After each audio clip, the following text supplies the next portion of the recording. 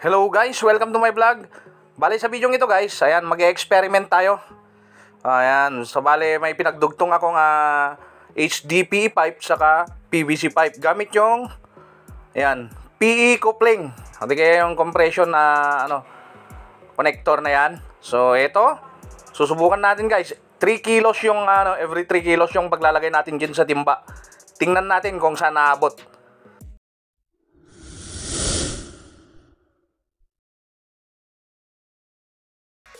Ayan guys, bali mag-experiment tayo. Sinet up ko lang yung camera kasi wala tayong kasama. Okay. Unang 3 kilos.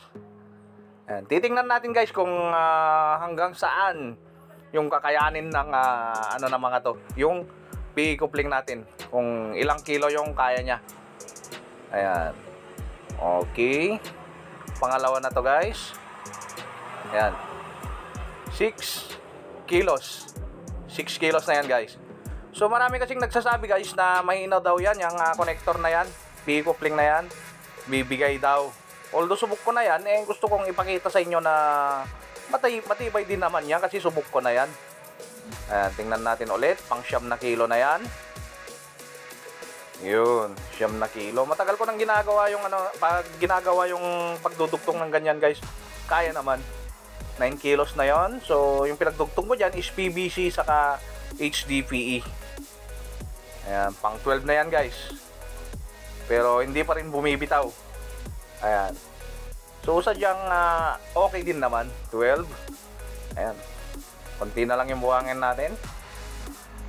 Shout out sa mga magagaling na tubero dyan. Ayan. 12. So pang 15 na yan guys. 15 kilos. Okay pa siya guys oh. Ayan, hindi pa siya bumibitaw. Hindi gaya ng ex mo, matagal lang bumitaw. Ayan. Okay, pang 18 na to guys. Shout out sa mga magagaling na tubero dyan. Ayan, kayo nang humusga. Okay, pang 18 na to guys. Pang 18 kilos, okay pa. Okay pa siya. Ayan oh. Ayan. So tak-tak na natin lahat guys. Sana nga hindi siya bumitaw. 18 kilos na yon, tapos meron pang naidagdag. So, ang nito guys, pagkatama yung pagkakalagay mo, pagkakakabit mo, isadyang matibay siya. Kaya ang ginawa yung fitting na yan eh. Diba? So, lapitan natin guys, tingnan natin kung ilang kilo pa yung idadagdag natin. So, lagpas 2.5 yan, pero sabihin na lang natin 2.5. So, bali 20 kilos at kalahati. Diba? Nabuhangin. Yung nakalambitin dyan sa may PVC na yan. Sa tubo na yan. Tapos yung fitting natin guys, hindi pa rin siya bumibitaw. Yung coupling natin, hindi pa siya bumibitaw sa tubo. Okay pa siya. Ayan. Huwag nyong isiping may daya to guys, kasi ano ba naman yung mapapala ko pagka may daya, di ba? So yan siya. Okay siya, di ba? Ayan. So sa mga nagsasabing mahina yung ganitong fitting, nagkakamali kayo. Ayan. Biruin mo yan, 20 kilos mahigit. Okay pa siya. Ito yung kinabit ko dati guys na PET connector. Ayan, so hanggang ngayon is okay pa naman. Ayan, so sa mga nagsasabi na bibigay siya, hindi naman guys. Ito siya oh. Ayan, bale yan is HDPE pipe. Kabilaan yan hanggang doon. Pero yung ito guys, itong nasa taas, ito is PVC yan guys. Saka ako sinolvent dito sa may elbow niya. Ayan, PVC yan, pero dito sa bandang baba is HDPE yan. HDPE pipe na ginamitan ko ng PET connector. So, ayan guys, PVC yan. Tapos dito sa baba is HDPE. Check natin guys, baka sabi nyo wala siyang ayan Ayan, so may tubig siya guys. Okay, matagal na yan guys, pero hanggang ngayon is okay pa naman. Wala namang. Ito yung guys, polyethylene coupling. Yan. O di kaya minsan tinatawag na PE connector. Di kaya compression na fitting connector. Ayan. Pero yung tamang term nito guys is PE coupling o di kaya polyethylene coupling. Ayan. So paano ko ba siya kinabit dito sa may Ito guys, may tayo dito. May magkaibang tubo. Yan. Ito is PVC. PVC to guys. Na ang ibig sabihin ng PVC is polyvinyl chloride. Ayan, yun yung meaning ng PVC. Minsan, may mga gumagamit din ng UPVC, yung unplasticized polyvinyl chloride. Pero itong isa na to guys is polyvinyl chloride. Ito yung pangkaraniwan na ginagamit guys. Ito yung nababasag. So, tingnan natin kung mababasag nga siya dito. Sample natin. Ayan siya guys, oh. Ayan, oh. Basag, di ba? Kita nyo, basag. So, ito yung isang ikakabit natin dito mamaya.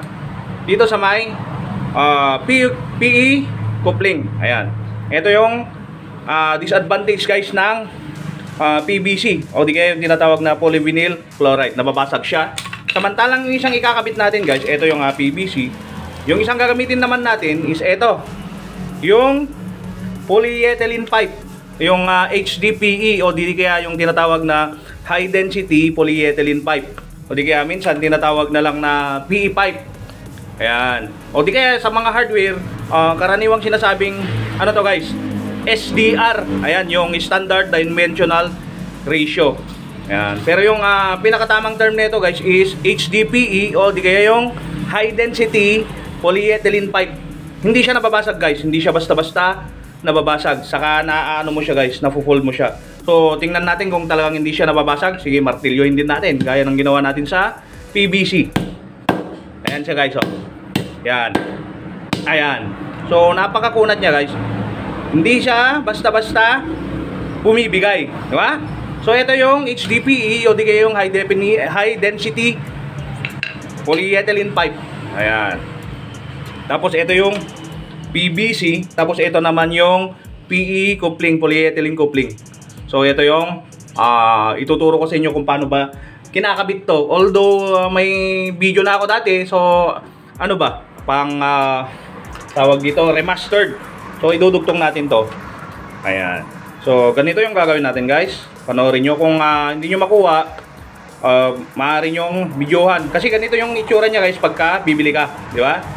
Una, ganyan din. Kung ano yung position niya sa loob, ganun din mo siya ilalagay. Pero kung hindi mo nasundan, hindi mo nakita, yung pagka-baklas mo nagtalsikan, ganito yung gagawin natin. Unahin natin tong dito sa may PVC. Ayan.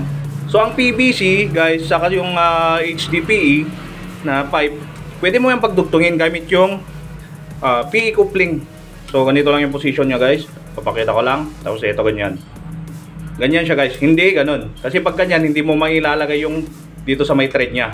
Ito. So, ganito yung position niyan, guys. Shout out sa mga magagaling na tubero dyan. Alam ko nga, alam nyo na to. Pero ginawa ko tong video na to, guys, para sa mga nag-DIY. So, bali ganito yung pagkakasunod-sunod guys. Ayan, tingnan nyo na lang. Ito, tapos yan. Ito, tapos yung rubber guys is pinapasok din siya dito sa mismong PVC. Mismong pipe. Ayan, so kung sa mga nagtatanong kung pwede magdugtong yung HDPE o di kaya yung high density polyethylene pipe sa PVC is pwede po. Ayan, so ilagay naman natin yung sa isa. Kung ano yung ginawa natin dito guys, ganun din yung gagawin natin dito sa isang pipe. Yan, shout out sa mga, sabi ko nga, shout out sa mga magagaling na tubero diyan. Alam ko nga basic na lang to sa inyo, so maaari na kayong mag-skip. Hindi ko ginawa tong video na to guys para sa inyo. So ginawa ko tong video na to guys para sa mga nagdi-DIY. Ayan, kaysa naman mag-hire pa sila ng tubero, di ba? So yun. Ganun din lang yung pagkakalagay guys. Marami kasi minsan yung nagkakamali na yung rubber is dito linalagay. Yan. Kumbaga, ganito na lang linalagay guys. Yan, pinapasok na lang dyan guys. Saka itutusok yung PVC. Di kaya yung tubo, di kaya yung HDPE, o di kaya yung PE pipe. Ayan. So, hindi po ganun. So, ganito siya. Ayan. Ngayon, papasok mo lang siya dito. Kasi may pinaka-stopper dun sa loob guys. Sensya na, malabo. Ayan, wala tayong pambili ng high quality na camera. Cellphone lang yung gamit natin. So, ayan siya guys. May stopper dun sa loob. Tutusok mo lang siya hanggang sumagad. Sumasagad naman yan guys. Yan. Pag sumagad na, tutulak mo lang to. Tingnan nyo guys ha. Tutulak mo lahat yan. Ayan o. Ayan. Ayan. Diba pumasok na? Tulak lang natin. Ayan. Tapos, saka natin hihigpitan dito. Ayan. Maganda to guys pagka nabasagan kayo ng PVC pipe. Ayan. Kasi pagka ito yung ginamit mo, PE coupling o di kaya yung tinatawag na connector.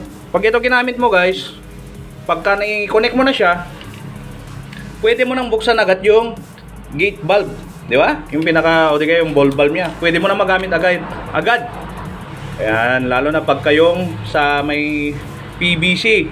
Kasi yung PVC guys, ginagamitan niya ng solvent. Pero yung HDPE, high density polyethylene pipe is hindi siya ginagamitan. So, ganito lang siya kasimple guys. Ayan, ito yung polyethylene pipe o di kaya yung HDPE, high density polyethylene pipe. Na dinugtong natin dito sa may PVC. Ayan. So hanggang dito na lang guys. Maraming salamat sa panonood sa mga vlogs ko. Please subscribe to my YouTube channel para sa mga hindi pa nakakapag-subscribe. Pahit na rin ng notification bell, saka palike na rin. Maraming salamat. Hanggang sa susunod. Paalam!